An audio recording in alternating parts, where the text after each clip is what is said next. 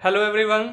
So today we are going to discuss our next topic और next group. Last lecture आपने देखा होगा तो लास्ट लेक्चर में हमने कंप्लीट किया है अपना ग्रुप 16 और ग्रुप 16 का जो हमने लास्ट टॉपिक पढ़ा था वो हमने पढ़ा था सल्फ्यूरिक एसिड H2SO4 उसकी प्रिप्रेशर प्रॉपर्टी और यूजेस। ठीक है, तो आज हम स्टार्ट करने वाले हैं अपना ग्रुप नंबर 17। सबसे पहले ग्रुप 17 के अंदर एलिमेंट कौन कौन से हैं उनके बारे में पढ़ेंगे और इसको क्या नाम दिया गया है ये सारी चीजें आपको पता होनी चाहिए। तो ग्रुप 17 के अंदर आपका आएगा फिर कल बारात आएगी अटल की। ट्रिक याद होगी, प्रीवियस लेक्चर में आपने मेरी देखी होगी। तो फिर कल बारात आएगी अटल की, इसके लिए आपको ध्यान क्या रखना है? ध्यान ये रखना है कि इनकी फिजिकल स्टेट क्या होती है। एटी जो होता है ये आपका रेडियो एक्टिव होता है, रेडियो एक्टिव एलिमेंट होता है इस ग्रुप के अंदर। कौन? AT means astatine.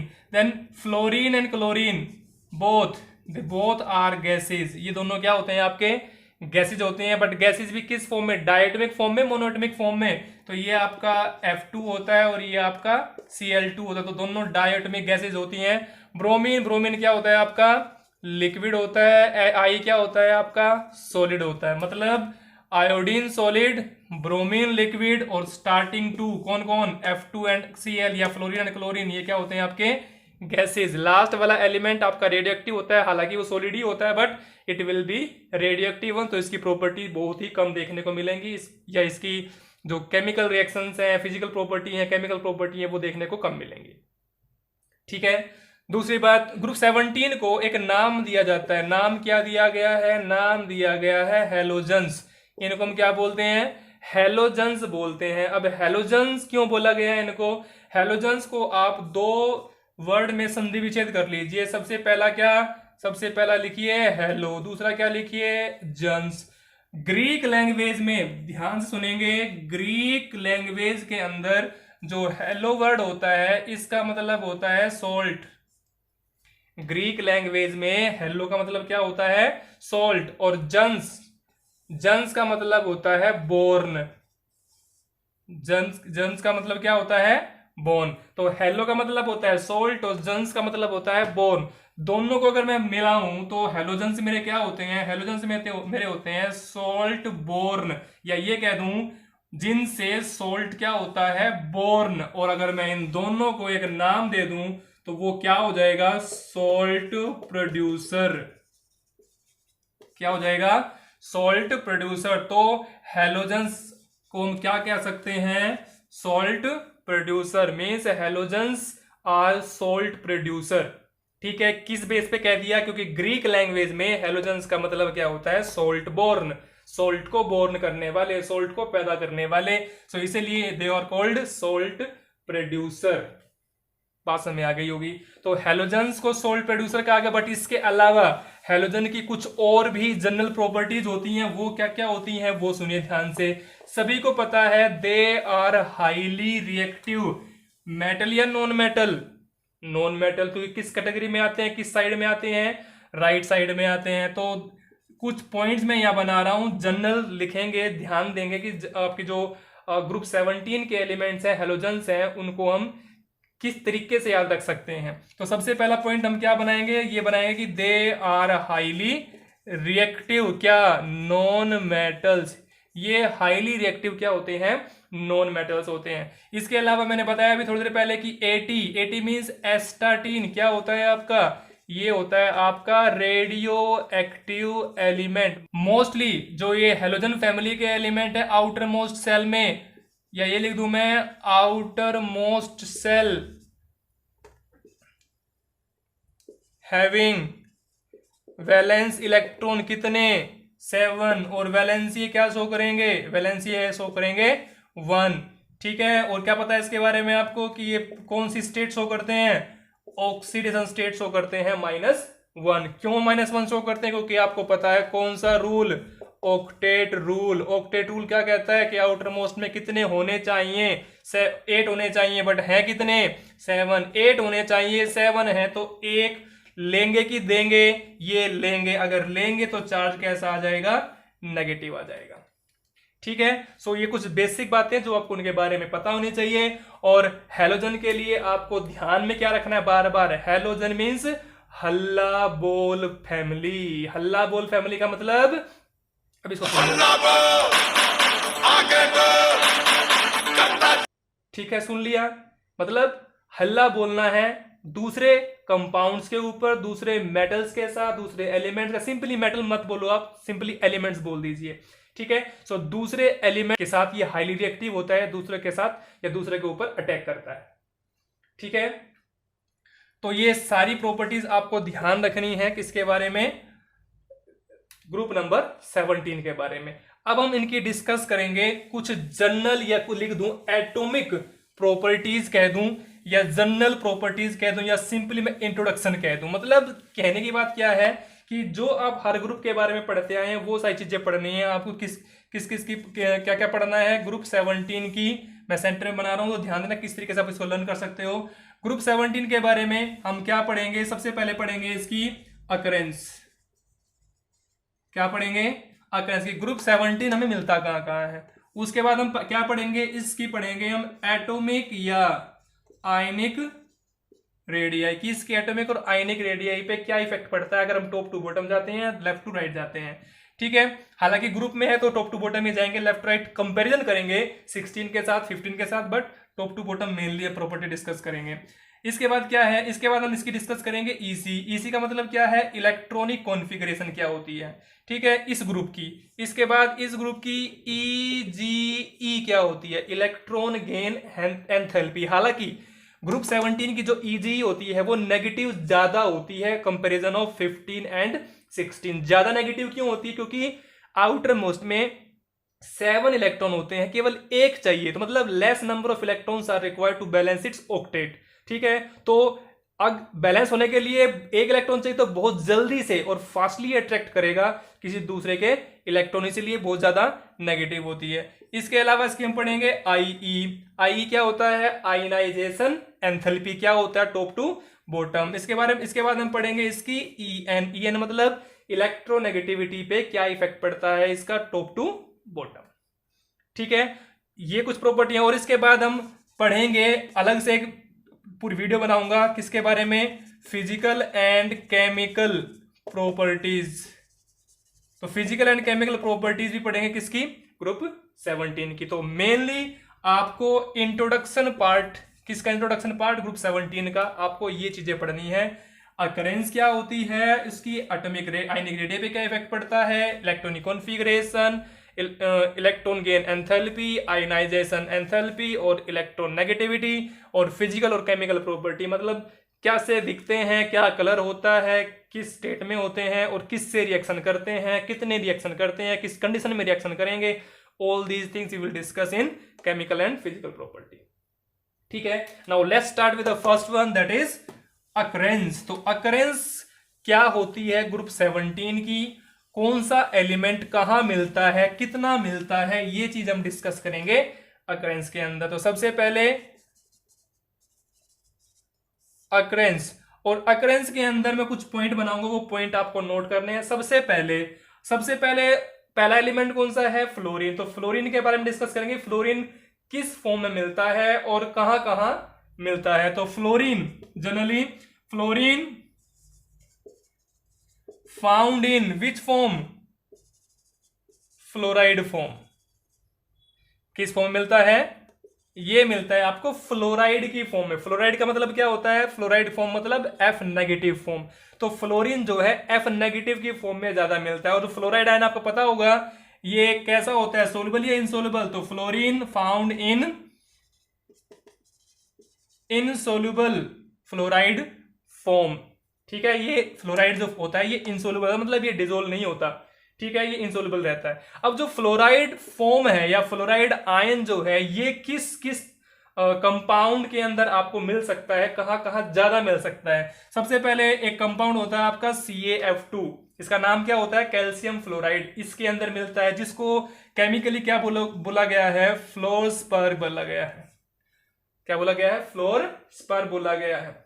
इसके अलावा आपका एक कंपाउंड और होता है जो आपने पढ़ रखा है, 6 चैप्टर के अंदर वो क्या होता है, एक्सट्रैक्शन के अंदर आपने पढ़ रखा है कंपाउंड क्रायोलाइट। क्या पढ़ रखा है आपने वहां, क्रायोलाइट। ठीक है, क्रायोलाइट का फॉर्मूला क्या होता है, इसका होता है Na3Al(F6).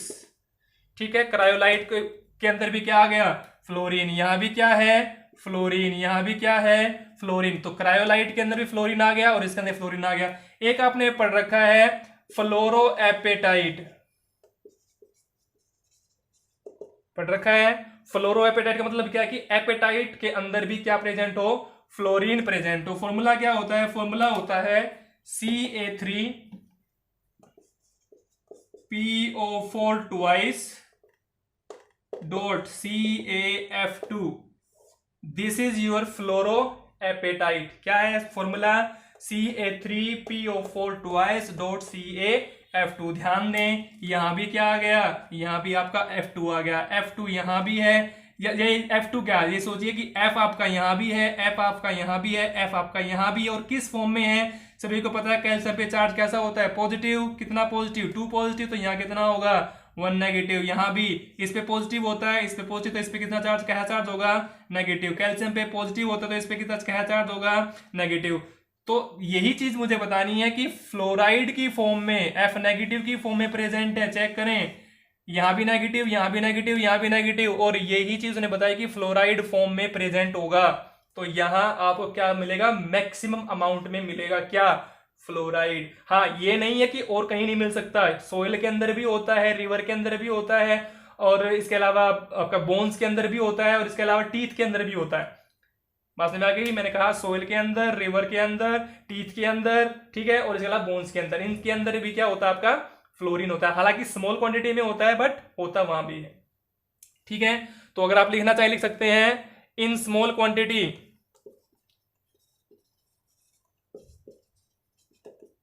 In small quantity F negative is present in, present होता है कहाँ कहाँ, मैंने कहा बोन्स के अंदर भी होता है, टीथ के अंदर भी होता है, रिवर, रिवर का मतलब रिवर वाटर के अंदर भी होता है।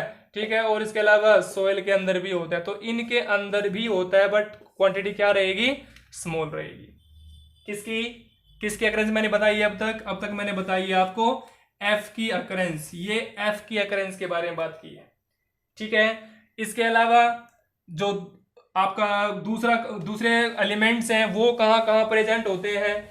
आपने एक पढ़ा होगा सोल्ट, पढ़ा होगा सभी ने, NaCl 10th क्लास के अंदर। उसकी प्रिपरेशन पढ़ी होगी, कमर्शियल प्रिपरेशन कैसे मिलता है। क्या, किसकी बात कर रहा हूं मैं, सोल्ट। और सोल्ट भी कौन सा, कॉमन सोल्ट। कॉमन सोल्ट का फॉर्मूला क्या होता है, NaCl। यहां क्या आ गया, Cl।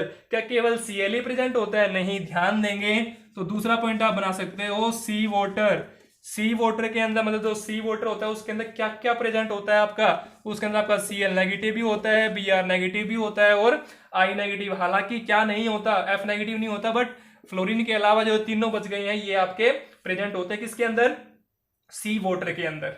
ठीक है, बट किसके साथ होते हैं, क्या अकेले Cl नेगेटिव अकेला पड़ा रहेगा, नहीं। मैंने भी एग्जांपल बताया क्या, NaCl। और ये बता दूं आपको, मैक्सिमम जो मिलता है वो NaCl मिलता है। कितना मिलता है, it is 2.5% by mass in sea water.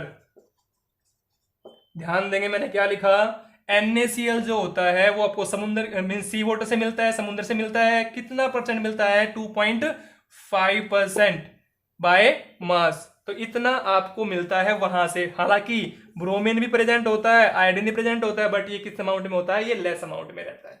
ठीक है, मैक्सिमम वहां से क्या मिलेगा आपको, मैक्सिमम आपको मिलेगा वहां से Cl नेगेटिव। किसके बारे में बात की मैंने अभी, Cl के बारे में, Br के बारे में, और I की अकरेंस के बारे में।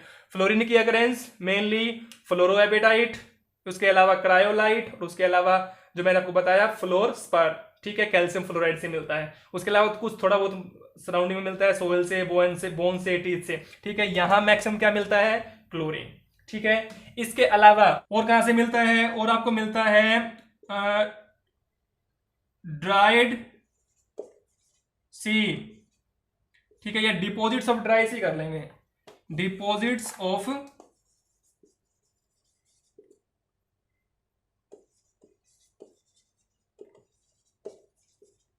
डिपॉजिट्स ऑफ ड्राइड सी मतलब जो समुद्र सूख गए हैं उनके जो डिपॉजिट्स बच गए हैं वहां, जैसे कि अभी एग्जांपल मैंने बताया क्या, NaCl। NaCl भी आपको पता है समुद्र के पानी को सुखा के ही हम बनाते हैं कि समुद्र का पानी क्या होता है, इवेपोरेट, और वहां क्या बचता है, सोल्ट बचता है आपका, ठीक है। बट NaCl के साथ साथ किसी दूसरी फॉर्म में मिलता है, वो क्या है, वो है कार्नेलाइट। क्या है वो, कार्नेलाइट, CARNALI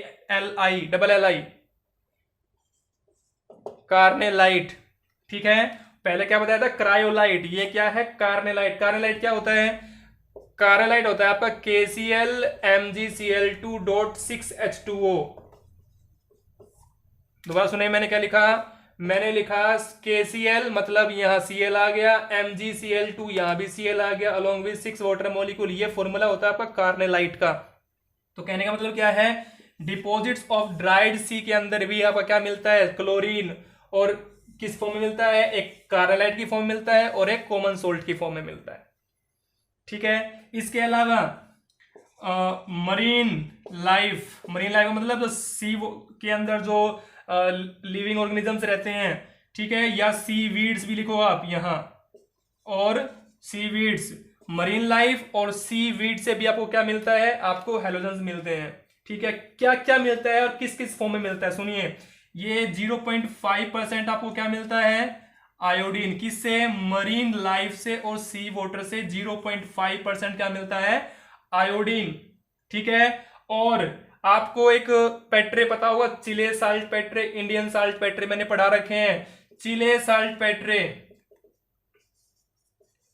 चिले saltpetre, Chile saltpetre का फॉर्मूला क्या होता है, ये होता है आपका NaNO3। इसके अंदर भी कुछ कंपाउंड, ध्यान सुनना, इसके अंदर मतलब NaNO3 के अंदर भी 0.2% क्या प्रेजेंट होता है, ये होता होगा NaOI, नाम क्या है, सोडियम आयोडेट, ठीक है। तो सोडियम आयोडेट भी प्रेजेंट होता है NaNO3 के अंदर, कितना अमाउंट, 0.2%, ठीक है। तो आयोडीन आपका यहां से मिल जाता है। दोबारा सुने, मैंने क्या कहा, मैंने ये कहा मैरीन लाइफ और सी वीड्स के अंदर क्या प्रेजेंट होता है आपका, 0.5% आयोडीन। तो आयोडीन की अकरेंस केवल यहां नहीं है, आयोडीन आपका चिले साल्ट पेट्रे के अंदर मिलता है, जिसका फॉर्मूला क्या होता है, NaNO3, और उसके अंदर 0.2% क्या प्रेजेंट होता है, सोडियम आयोडेट, और इसके अंदर क्या प्रेजेंट है, आयोडीन। बात समझ में आ गई होगी। तो all these are the occurrence of halogens. तो ये सारी मैंने क्या बताई आपको, हैलोजेंस की अकरेंस बताई है, ठीक है। अब अकरेंस हो गई है सारी की सारी। अब अकरेंस के बाद नेक्स्ट हेडिंग क्या है आपकी, नेक्स्ट है आपकी EC, second heading EC। EC क्या होता है, इलेक्ट्रॉनिक कॉन्फ़िगरेशन। ग्रुप कौन सा है, ग्रुप है 17। अगर मैं ग्रुप की EC बनाऊं या इलेक्ट्रॉनिक डिस्ट्रीब्यूशन करूं तो ये होता है 287, मतलब आउटर मोस्ट के अंदर इलेक्ट्रॉन कितने रहेंगे, सभी के 7 रहेंगे। एग्जांपल ले लेते हैं फ्लोरीन का, फ्लोरीन के अंदर एटॉमिक नंबर कितना, 9, डिस्ट्रीब्यूशन कितना, 27। नेक्स्ट कौन है, क्लोरीन, क्लोरीन का कितना, 17, डिस्ट्रीब्यूशन कितना, 287। आउटर मोस्ट में इलेक्ट्रॉन कितने, 7। अगर आप आउटर मोस्ट में इलेक्ट्रॉन 7 है या इलेक्ट्रॉन डिस्ट्रीब्यूशन ये है तो इसकी EC बनाइए। EC क्या बनेगी, 1s2 2s2 2p6 3s2 3p5। Check कीजिए, मैंने क्लोरीन की बनाई है, इसकी EC क्या बने, 2s2 2p5, ठीक है। चेक कर लीजिए, 2 2 4 and 5 9, यहाँ कितने हो गए, 10 10 and 7 17। तो अगर आप चेक करें तो आउटर मोस्ट जो सेल है, आउटर मोस्ट सेल के अंदर जो जनरल कॉन्फ़िगरेशन बनाओगे वो क्या बनेगी, यहां N कितना, 2, ठीक है। तो NS में कितने, 2, NP में कितने, 5। यहां N कौन है, यहां N है 3, यहां भी कौन है, 3। तो यहां क्या बनेगा, S2, यहां क्या बनेगा, NP5। अगर आप चेक करो दोनों की जो जनरल EC है वो क्या बन रही है, सेम। तो इसका मतलब ग्रुप 17 की जो जनरल EC बनेगी वो क्या बनेगी, वो बनेगी NS2NP5। बात समझ में आ गई। आपको निकालनी आनी चाहिए, रटना नहीं है कि NS2NP5 लर्न कर लो।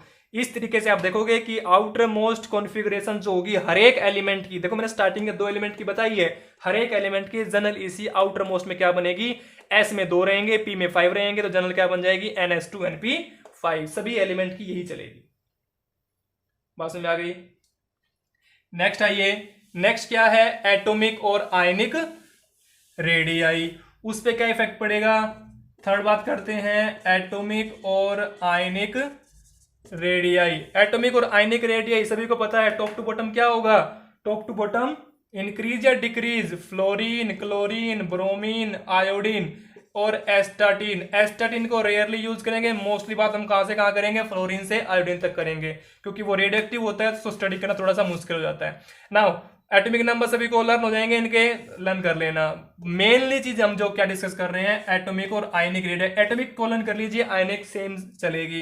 एटॉमिक रेडियाई यहां से लेकर नीचे तक, मतलब फ्लोरीन से लेकर आयोडीन तक जो एटॉमिक रेडियाई है वो क्या करेगी, सभी को पता है। ऊपर से नीचे आते हैं तो नंबर ऑफ शेल क्या करते हैं, इंक्रीज। मतलब अगर यहां शेल 2 है तो यहां शेल कितने हो जाएंगे, ये आपका सेकंड पीरियड, ये आपका थर्ड पीरियड, ये आपका फोर्थ पीरियड और ये आपका फिफ्थ पीरियड। तो यहां आते आते यहां number of shell 2, number of shell 3, number of shell 4, number of shell 5। तो यहां चेक करेंगे आप 1 2 3 4 5, ये फ्लोरीन का स्ट्रक्चर है, ये आपका आयोडीन का स्ट्रक्चर है। तो यहां अगर आप चेक करें तो बॉन्ड लेंथ, या sorry not bond length, distance centre to outer most shell यहां छोटी है, यहां बड़ी है। तो वैसे भी सेल्स कितने हो गए यहाँ 1 2 3 4 5, यहां कितने हैं 2। तो नंबर ऑफ सेल्स जहां बढ़ते हैं वहां साइज बढ़ता है। तो फ्लोरीन से अगर आयोडीन आप आओगे तो due to the number of shell increase, size क्या हो गया, ये साइज छोटा है, ये साइज बड़ा हो गया। तो टॉप टू बॉटम क्या लिख दूं, कंसेप्ट क्या बन गया, कंसेप्ट ये बन गया टॉप टू बॉटम एटॉमिक और आयनिक रेडियाई, या ये लिख दूं एटॉमिक और ionic radii increase top to bottom. तो टॉप टू बॉटम आएंगे तो एटॉमिक और आयनिक रेडियाई क्या करेगी, इंक्रीज। ड्यू टू किसके कारण, due to increase in number of shells. ठीक है, ये ड्यू टू और बिकॉज ये वर्ड ये जरूर याद रखना, क्योंकि क्वेश्चंस बनेंगे इस चैप्टर से, रीजनिंग वाले क्वेश्चंस, कंसेप्चुअल क्वेश्चंस बहुत हेल्प करने वाले हैं। जितने भी लेक्चर मैंने पढ़ाए हैं सारे एनसीईआरटी बेस्ड पढ़ाए हैं और सबके अंदर क्वेश्चन बनेंगे। मैं जब रिवीजन कराऊंगा मैं बताऊंगा कि कैसे कैसे क्वेश्चन यहाँ से बनेंगे। इस चैप्टर के इस टॉपिक के अंदर से जो पढ़ा रहा हूँ फिलहाल ग्रुप 17 और इसके बाद आने वाला ग्रुप 18, दोनों से मैक्सिमम नंबर ऑफ क्वेश्चंस बनते हैं। ठीक है, तो टॉप टू बॉटम अगर हम जाएंगे तो एटॉमिक और आयनिक रेडियाई क्या हो जाएगी, इंक्रीज। नेक्स्ट फोर्थ पॉइंट आपका क्या है, फोर्थ है आपकी EN electronegativity. Top to bottom negativity क्या करती है और लेफ्ट राइट क्या करती है। ठीक है, टॉप टू बॉटम EN क्या करती है, decrease with increase in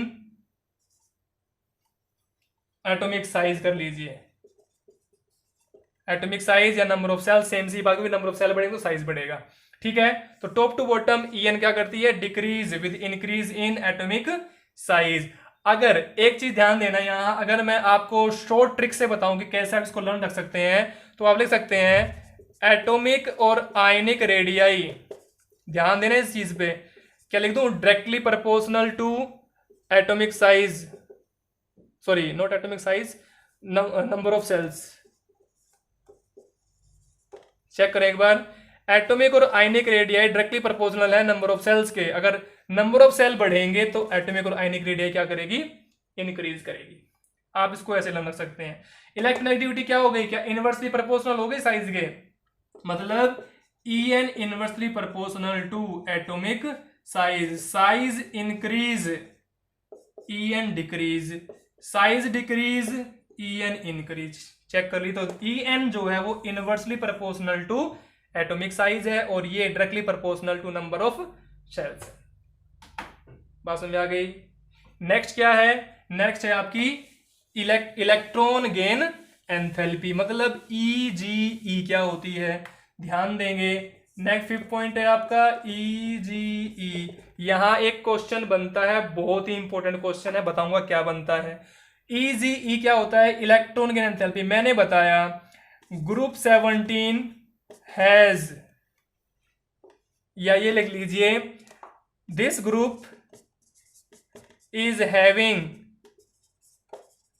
maximum negative EGE।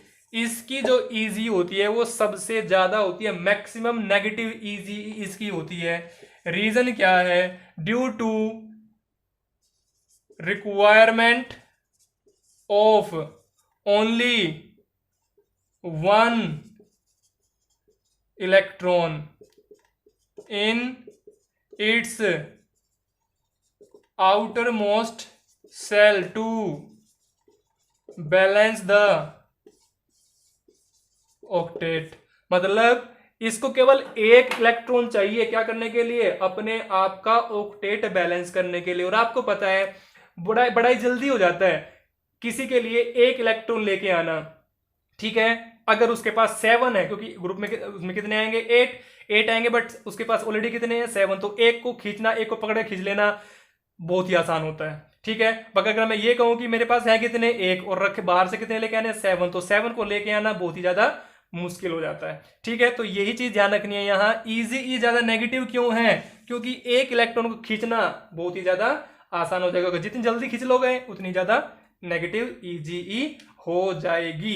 Question क्या है? बड़ा इंपॉर्टेंट क्वेश्चन है, ध्यान देना कि F की जो EGE होती है, fluorine EGE is less than chlorine Y। ध्यान देना, फ्लोरीन की EGE लेस होती है क्लोरीन से Y। आंसर सोच के बोलना, इसका आंसर क्या होगा? आंसर ये होगा, सबसे पहले आपको पता क्या होना चाहिए कि फ्लोरीन का साइज छोटा होता है कि क्लोरीन का साइज छोटा होता है? फ्लोरीन का। फ्लोरीन के पास आउटर मोस्ट में सेल, या ये कह लीजिए आउटर मोस्ट में इलेक्ट्रॉन कितने हैं? 7। इसके आउटर मोस्ट में कितने हैं? 7। बट इसके पास सेल कितने हैं? 2, एक फर्स्ट सेल और एक सेकंड सेल। बट इसके पास सेल कितने हैं? इसके पास सेल है 3, 1, 2 एंड 3। यहां 2 सेल हैं, 9 इलेक्ट्रॉन है। यहां 3 सेल हैं और 17 इलेक्ट्रॉन है। दूसरी बात, क्या इसके पास डी होता है? नहीं होता। क्या इसके पास डी होता है? होता है। अब सुनो ध्यान से, करना क्या है? नेगेटिव चार्ज लेके आना है। वो कब आएगा? जब इलेक्ट्रॉन आएगा। मैंने कहा कि एक इलेक्ट्रॉन को खींचना है, इसको भी एक इलेक्ट्रॉन को खींचना है। क्लोरीन एक इलेक्ट्रॉन जल्दी खींचता है in comparison of fluorine. Reason सुन लीजिए ध्यान से, absence of d orbital, presence of d orbital. पहला रीजन ये हो गया। अब कहोगे सर डी के होने से क्या क्या होता है, डी के ना होने से क्या होता है? ध्यान सुनना, इसके पास आउटर मोस्ट में क्या है? 2s2 2p5। इसके पास आउटर मोस्ट में क्या है? 3s2 3p5 3d0 खाली पड़ा है, ठीक है। तो वहां अब सुनो ध्यान से, क्या 2d होता है? नहीं होता। केवल क्या होगा? 2s2 2p। इलेक्ट्रॉन अगर आएगा भी तो कहां रखा जाएगा? 2p में। 2p में ऑलरेडी कितने हैं? 5। टोटल कितने हैं सेल के अंदर? 7। 7 के अंदर एक क्या आ रहा है? इलेक्ट्रॉन। 7 पे चार्ज -7, इस पे चार्ज माइनस क्या करेगा?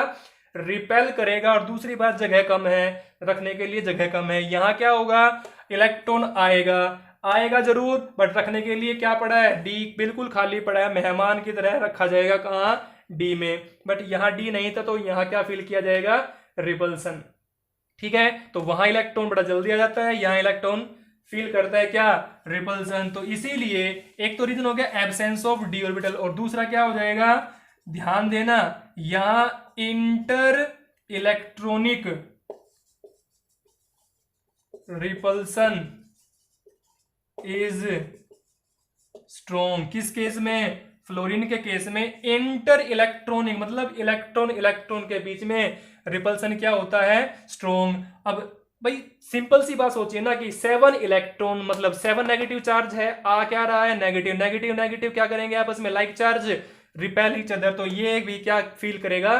रिपल्सन फील करेगा। तो ये आना पसंद नहीं करेगा, तो यहां बड़ा जल्दी आ जाएगा। तो इसीलिए EGE जो क्लोरीन की होती है वो ज्यादा होती है इन कंपैरिजन ऑफ फ्लोरीन। ठीक है। तो फ्लोरीन की जो इलेक्ट्रॉन की एंथैल्पी होगी it will be less than chlorine. कई बार ये क्वेश्चन बोर्ड एग्जाम में पूछा गया है, ठीक है, कि रीजन क्या है, what's the reason behind it that fluorine is having less EGE than chlorine. बात समझ आ गई, ये चीज ध्यान रखनी है। इसके बाद नेक्स्ट क्या है आपका नेक्स्ट पॉइंट बनता है आईई। आईई क्या होता है, आयनाइजेशन एंथैल्पी। अब आयनाइजेशन एंथैल्पी क्या होती है, सुनिए ध्यान से। आयनाइजेशन एंथैल्पी का मतलब क्या है, amount of energy required to remove an electron from its outer most shell. IE एक सेल, एक एटम के अंदर से आउटर मोस्ट जो सेल है उसके अंदर से क्या निकालना है, हमें इलेक्ट्रॉन निकालना है। आपको पता है ये ग्रुप कौन सा ग्रुप नंबर 17, ये इलेक्ट्रॉन लूज करता है कि इलेक्ट्रॉन गेन करता है। अभी भी मैंने बताया ईजीई, इसकी टेंडेंसी इलेक्ट्रॉन गेन करने की कि लूज करने की है, इसकी टेंडेंसी इलेक्ट्रॉन गेन करने की है। बट अगर मैं बात करूं टॉप टू बॉटम, फ्लोरीन ऊपर है आयोडीन नीचे है, तो फ्लोरीन और आयोडीन केस में अगर मैं बात करूं तो इलेक्ट्रॉन लूज करना कहां इजी है, यहां तो पॉसिबिलिटी ही नहीं है, क्योंकि सभी को पता है फ्लोरीन एक ऐसा एलिमेंट है पूरी टेबल के अंदर जो हाईली इलेक्ट्रोनेगेटिव होता है, और जिसकी इलेक्ट्रोनेगेटिविटी कितनी होती है 4.0, सबसे ज्यादा। दूसरी बात क्या पता है इसके बारे में, कि ये हमेशा केवल एक ही ऑक्सीडेशन स्टेट शो करेगा, और वो कौन सी है, -1। ये इस पे चार्ज प्लस कभी आ ही नहीं सकता, ठीक है, क्यों, क्योंकि ये मुखिया है किसका, इलेक्ट्रोनेगेटिविटी का, इसके अंडर ही सारे आते हैं। आपका फोन आपको याद होगा, फ्लोरीन ऑक्सीजन नाइट्रोजन, इसकी होती है 4.0, इसकी 3.5, इसकी 3.1 या 3.0 समथिंग, ठीक है। तो fluorine is the head of electronegativity family. तो इलेक्ट्रोनेगेटिविटी की फैमिली के अंदर फ्लोरीन सबसे स्ट्रॉन्ग होता है, दैट इज 4.0। बट मुझे तो पता करनी है कि क्या ये इलेक्ट्रॉन लूज कर सकता है, नहीं, तो फ्लोरीन तो बिल्कुल भी नहीं करेगा। हाँ, आयोडीन कैन लूज, क्योंकि आयोडीन पे प्लस चार्ज बनता है। मैंने इसकी आपको केमिकल प्रॉपर्टी बताऊंगा तो मैं वहां बताऊंगा। जो आयोडीन आपका होता है वो +4 भी बनाता है, +6 भी बनाता है, इवन +7 तक बनाता है। बट फ्लोरीन आपने हमेशा एक स्टेट में देखा होगा, वो क्या है, -1, ठीक है। तो आयनाइजेशन एंथैल्पी अगर मैं कहूं इसकी और फिर इसकी, तो सोच के बोलना। आयनाइजेशन एंथैल्पी क्या होती है कि बाहर से इलेक्ट्रॉन निकालना है, तो यहां से तो निकालना बहुत ही मुश्किल है। अगर इलेक्ट्रॉन निकालना मुश्किल है तो इसकी आईई क्या हो जाएगी, हाई, मतलब बहुत ज्यादा आईई देनी पड़ेगी तब जाके निकलेगा। अगर निकलेगा भी नहीं, ना भी निकले, यहां आईई क्या हो जाएगी, फिर यहां आईई हो जाएगी लेस, क्योंकि साइज क्या हो जाएगा, बड़ा। बड़े साइज में से इलेक्ट्रॉन निकालना इजी होता है, छोटे साइज में से इलेक्ट्रॉन निकालना मुश्किल होता है। क्वेश्चन भी बनता है, क्वेश्चन क्या बनता है, नोट कर सकते हो। क्वेश्चन क्या है, why the IE of group 17 is more than that of group 16, question mark. Question बनता है, क्वेश्चन नोट कर लेंगे। ये क्वेश्चन पूछा जाता है कई बार कि भाई ये बताइए कि 17 और 16 ग्रुप में किसकी आईई ज्यादा है और क्यों है, ठीक है। तो ग्रुप 17 और 16 में अगर मैं कंपैरिजन करूं तो 17 की आईई ज्यादा होती है इन कंपैरिजन ऑफ 16, और अगर मैं 16 और 15 में कंपैरिजन करूं तो 16 की ज्यादा होती है किसके मुकाबले, 15 के मुकाबले। आंसर केवल एक, आंसर क्या है, आंसर है ड्यू टू स्मॉल साइज। आपको पता है लेफ्ट टू राइट जब भी हम जाते हैं तो साइज क्या करता है, डिक्रीज। यहां 15 मान लीजिए, यहां 16 मान लीजिए, और यहां 17, तो बताइए साइज किसका सबसे छोटा होगा। तो साइज जो सबसे छोटा होगा वो किसका होगा, 17 का। सबसे बड़ा साइज किसका होगा, 15 का। तो 15 की आईई लेस हो जाएगी, 17 की आईई हाई हो जाएगी, और इसकी इन बिटवीन रहेगी किसके, 15 के और 17 के। बट क्वेश्चन के अंदर मैंने पूछा 17 और 16, तो 17 की ज्यादा रहेगी, 16 की कम रहेगी। ये तो बात हो गई जब लेफ्ट टू राइट जा रहे हैं। टॉप टू बॉटम मैंने बताया, टॉप टू बॉटम आईई यहां क्या थी, हाई, यहां क्या है, लेस। तो क्या लिख दूं कि टॉप टू बॉटम आईई क्या कर रही है, डिक्रीज, ऊपर हाई है नीचे लो है तो क्या हो गई, डिक्रीज हो गई। तो group 17 top to bottom I decrease. ठीक है, so that is about the general introduction. कल के लेक्चर में मीन्स नेक्स्ट लेक्चर में we will discuss physical and chemical properties of group 17। ठीक है, मिलते हैं नेक्स्ट वीडियो।